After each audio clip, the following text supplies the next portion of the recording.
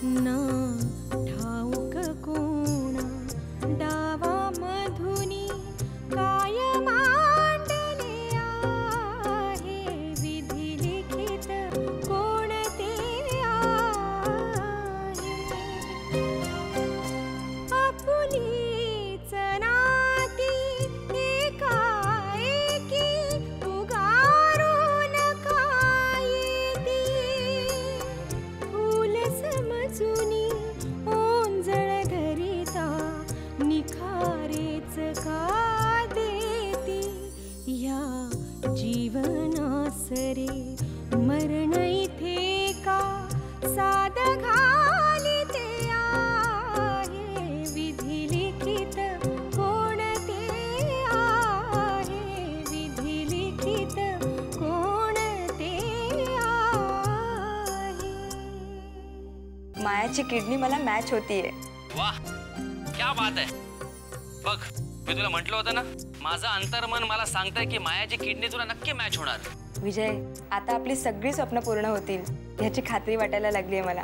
आज आपण एकत्र असतो तर मस्त सेलिब्रेशन केलं असतं। मग उद्या करू, उद्या ये बंगल्यावर। तर 2 महिने झाले आपल्या लग्नाला, सगळा स्टाफ लग्नाची पार्टी मागून मागून दमला माझ्याकडे। शेवटी आमच्या बॉसने आपल्या लग्नाची पार्टी ठेवली आणि जर आपणच नाही गेलो तर सगळ्यांना खूप वाईट वाटेल। अरे म्हणूनच तर मी तयार झाले। विजयचा फोन होता म्हणून मी घेतला, तर तो तू समजून माझ्याशी बोलत होता। असं काय बोलला तू? ते तूच त्याला फोन करून विचार। बाकी सानिका, तुझा चॉईस आपल्याला आवडला बरं का? मी ठरवलंय आता पूनमच्या घरी जाऊन तिची माफी मागायची। तिनं मला माफ केलं तर माझं उरलेलं आयुष्य मी तिच्याबरोबर आनंदाने घालवेन। बॉस, पूनम मॅडम तुम्हाला नक्कीच माफ करतील। त्यांना खूप आनंद होईल तुमचा निर्णय ऐकून। मला बी असंच वाटतं। जॉनी, आतापर्यंत तू खूप इमानदारीने मला साथ दिलीस। काही कामं तुला स्वतःला आवडत नसताना तू ती माझ्यासाठी केलीस, त्याबद्दल मी तुला थँक्यू बोलतो। बॉस, माझं कर्तव्य मी केलं, त्यात आभार मानायची काहीच गरज नाही। मी जी काही कामं करत होतो त्याचा पगार घेत होतो। तरी आता आपले हे धंदे बंद होणार, म्हणजे तुझं काम बंद होणार, तुझा पगार बंद होणार, म्हणून मी माझं कर्तव्य करतो। हे काय बॉस? यात मी सह्या केलेला ब्लँक चेक आहे। एखादं दुकान सुरू कर, हॉटेल चालव, कोणताही धंदा कर, मेहनतीने कर, पण इमानदारीत कर, म्हणजे तुझ्यावर माझ्यासारखी पाळी येणार नाही। बॉस, एवढं सगळं करायची काय गरज आहे? गरज आहे म्हणून मी हे करतोय, आणि हा चेक माझी ऑर्डर समजून घे।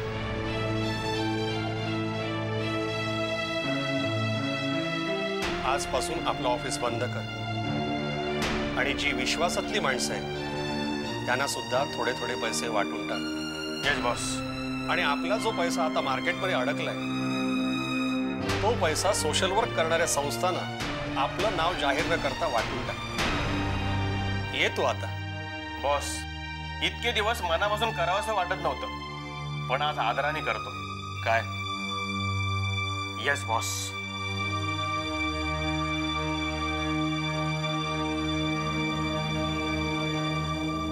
माझा डिसिजन एकदम करेक्ट आहे। किती फरक पडला परिस्थितीमध्ये। आज जॉनी सारख्या माणसाला सुद्धा माझा आदर वाटायला लागला, हे बघून मनाला वेगळंच समाधान मिळालं।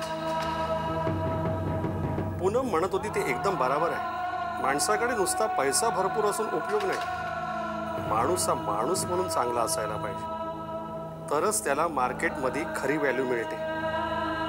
मला वाटतं माझा डिसिजन ऐकून पूनमला सुद्धा माझा आदर वाटायला लागेल।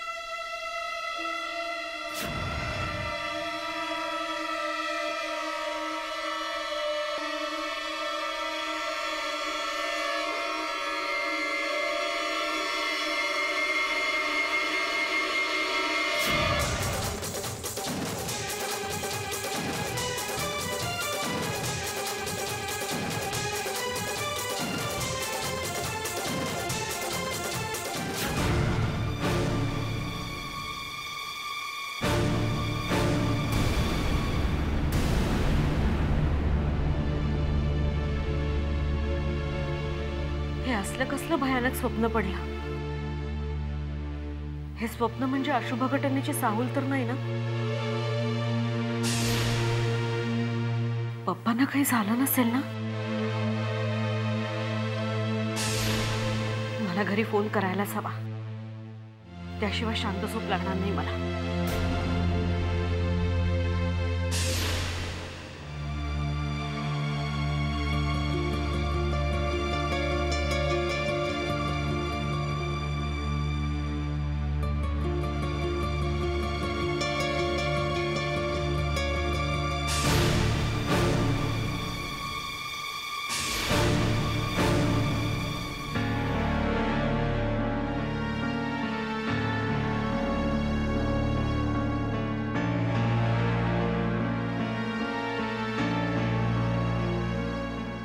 पप्पा फोन का उचलत नाहीये? काय झालं असेल घरी? सानिकाला फोन करते. नको, रात्र पण खूप झाली आहे, ती सुद्धा गोळ्या घेऊन झोपली असणार.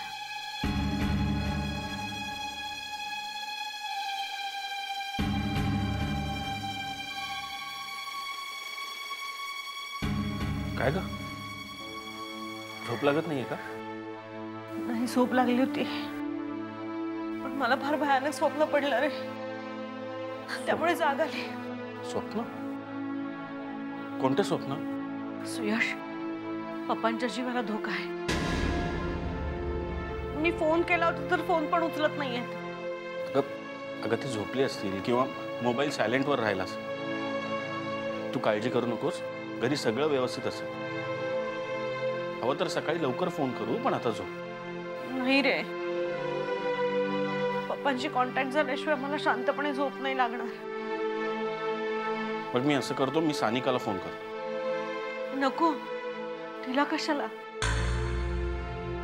औषधाच्या गोळ्या घेऊन झोपली असेल ती.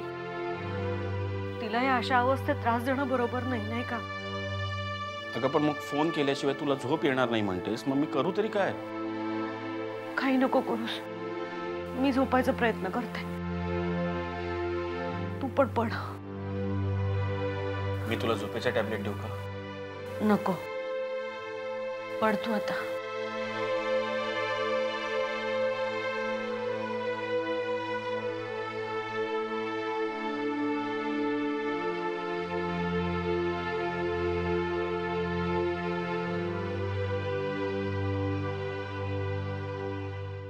विधी लिखित कोण ते आहे, विधी लिखित कोण ते आहे.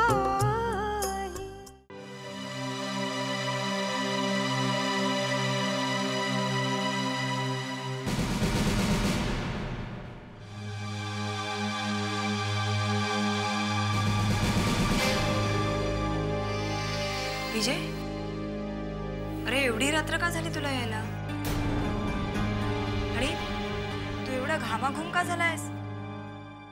काय झालंय? सानिका, मी आत्ताच आपल्या मार्गातला अडथळा दूर करून आलोय. म्हणजे? सानिका, मी विश्वास देशमुखांना संपवलंय.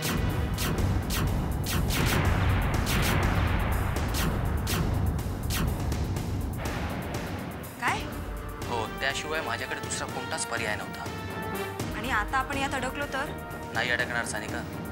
आता काही वेळातच इकडे डॉक्टर येतील आणि विश्वास देशमुखांचा मृत्यू हृदयविकाराच्या झटक्याने झालाय असं डिक्लेअर करतील. विजय, मला जाम टेन्शन आलंय. सानिका, अजिबात टेन्शन घेऊ नकोस. याशिवाय आपल्याकडे दुसरा कोणताच मार्ग नव्हता. तू सुयशला फोन कर आणि कळव. मायाला पडलेलं स्वप्न तिच्यासाठी अशुभ घटनेची चाहूल असली तरी माझ्यासाठी मात्र शुभ घटनेची चाहूल आहे. या विश्वास देशमुखाचा अडथळा दूर झाला की काम झालंच. मग या मायाला किडनी देण्यापासून ब्रह्मदेव सुद्धा अडवू शकणार नाही.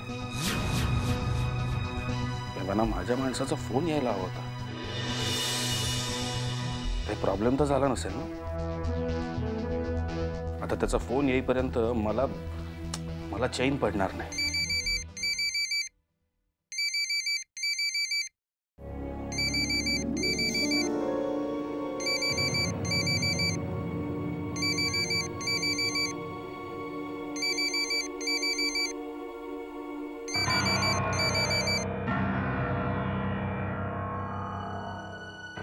हॅलो.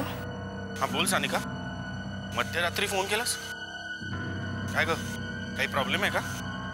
सुयश, तू मायाला घेऊन ताबडतोब इथे निघून ये. पप्पांचं हृदयविकाराच्या झटक्याने निधन झालंय.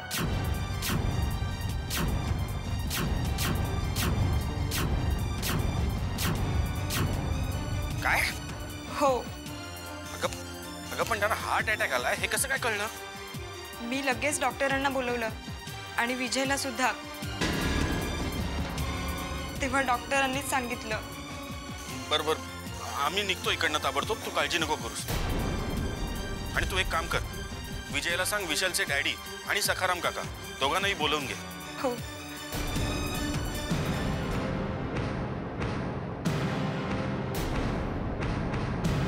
विश्वास देशमुख गेल्याचा फोन माझ्या माणसाकडून यायला हवा होता. सानिकाकडून कसं काय आलं? काहीतरी घोळ आहे. आणि डॉक्टरांनी हा हार्ट अटॅक आहे म्हणून कसं काय डिक्लेअर केलं? हा खून असल्याचा संशयही त्यांना आला नाही. नक्की काय झालंय हे तिकडे गेल्यावरच कळेल. पण जे काही झालंय ते आमच्या फायद्याचंच झालं.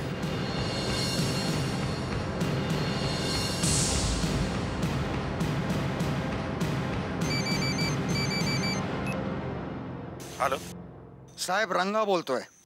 हा बोला. साहेब, तुमचं काम झालंय, पण विश्वासराव देशमुखांचा खून मी नाही केलाय. मग कोणी केला? मला माहित नाही साहेब, पण जेव्हा त्यांचा खून करायला मी त्यांच्या खोलीमध्ये जात होतो आणि मला गडबड ऐकू आली, म्हणून मी लपून बसलो आणि बघितलं तर तिथे डॉक्टर आले आणि त्यांनी विश्वासराव देशमुखांची नॅचरल डेथ झाल्याचं सांगितलं. ठीक आहे, ते कळलंय मला. साहेब, तुम्ही विश्वासराव देशमुखांचा खून करण्यासाठी जे मला पैसे दिले होते ते मी केव्हा परत देऊ? बघ, ते तुलाच ठेव आणि परत मला कधीही भेटू नकोस. थँक्यू. खरंच काहीतरी गडबड आहे. माझ्या माणसाने देशमुखांना मारलं नाही, मग ते मेले तरी कसे काय? का खरंच म्हाताऱ्याला हार्ट अटॅक आला? तसं असेल तर सुंठी वाचून खोकला गेला असंच म्हणायला हवं.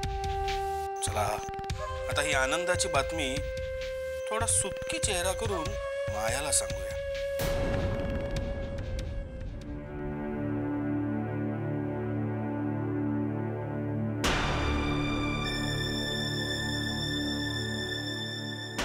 माया, माया,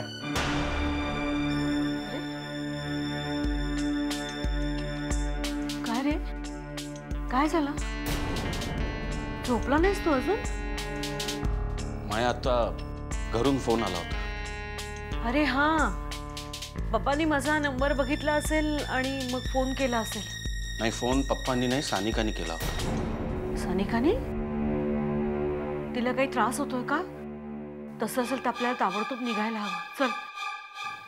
हे बघ, आपल्याला ताबडतोब घरी तर जावं लागणारच आहे.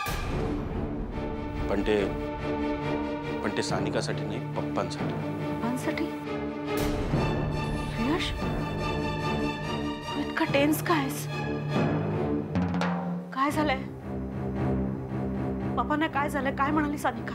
विधी लिखित कोण ते आहे, विधी लिखित कोण ते आहे. माया,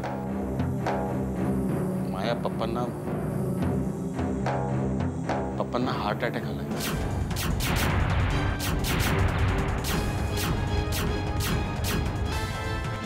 काय? हार्ट अटॅक आलाय? अरे, मग पप्पांना हॉस्पिटलमध्ये शिफ्ट केलंय का? तू असं कर, तू विशालला आणि विशालच्या डॅडींना कळा आणि सखाराम काका नाही कळा. त्यांना ताबडतोब या म्हणा आणि आपण निघूयाच. अगं, त्या सगळ्यांना विजयने फोन केलाय. विजय आहे का तिकडे? हो, सानिकाने त्याला बोलवलं. तो सोबत डॉक्टरांना सुद्धा घेऊन आला. मग डॉक्टर काय म्हणाले? घाबरण्यासारखं काही नाहीये.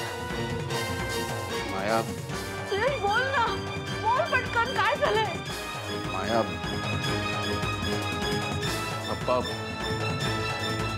पप्पा ऑन द स्पॉट गेले.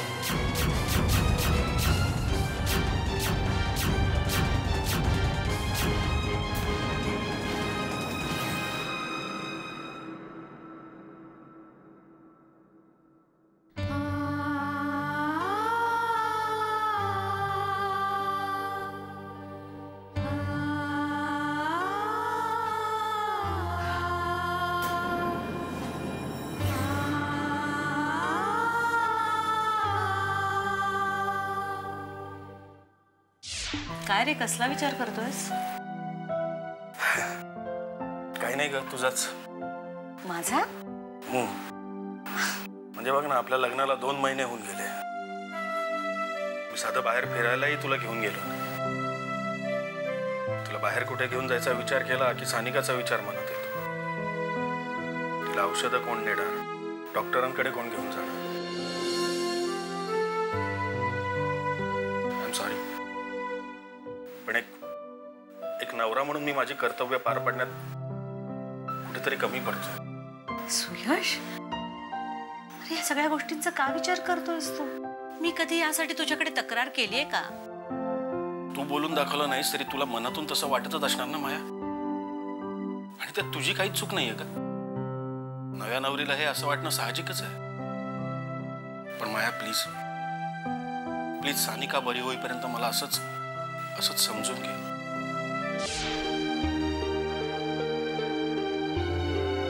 खरं तर पप्पांचा हा असा अचानक स्टँड बघून मी सुद्धा खूप अपसेट झाले.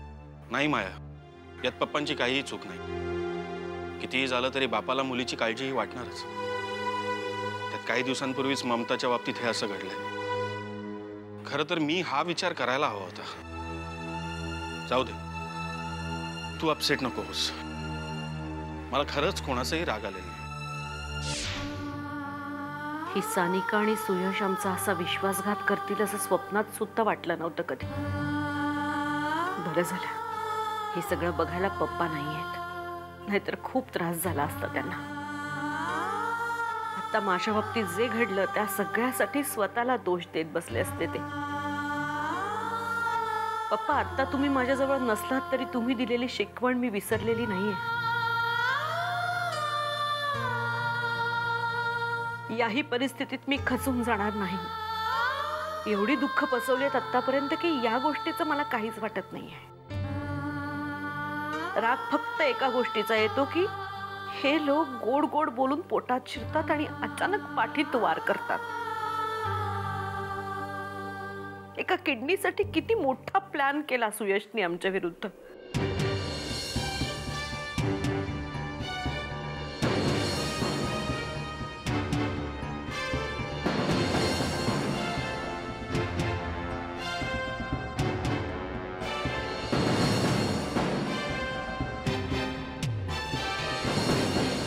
तरी मी त्याचं वाईट व्हावं असा कधीच विचार करणार नाही. सानिकाला किडनी मिळाली, बरी झाली. आता तरी त्यांची स्वप्न पूर्ण होत. माणूस फक्त निमित्त असतो. खरं तर हे सगळं आधीच माझ्या विधिलिखितात लिहून ठेवलेलं असणार. हो, लिहून ठेवलेलंच होतं आणि तसंच घडलं. आता सखाराम काकांना आणि विशालच्या डॅडींना फोन करून बोलावून घ्यावं आणि आपला निर्णय कळवावा.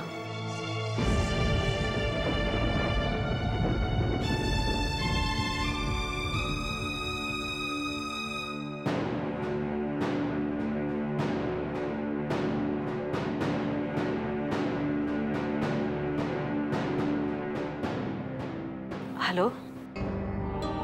हॅलो. नमस्कार काका, माया बोलते. हाँ माया, बोल बेटा. बरी आहेस ना? हो, बरी आहे. काका, तुमच्याकडे आज थोडासा वेळ असेल तर तुम्ही इकडे येऊ शकाल? हो, येतो ना. पण मला सांग, काही प्रॉब्लेम झालाय का? नाही काका, काळजी करण्यासारखं काहीच नाहीये. पण एका महत्त्वाच्या विषयावर बोलायचं होतं तुमच्याशी. तुम्ही आलात की सविस्तर बोलेल. ठीक आहे, येतो मी. हां.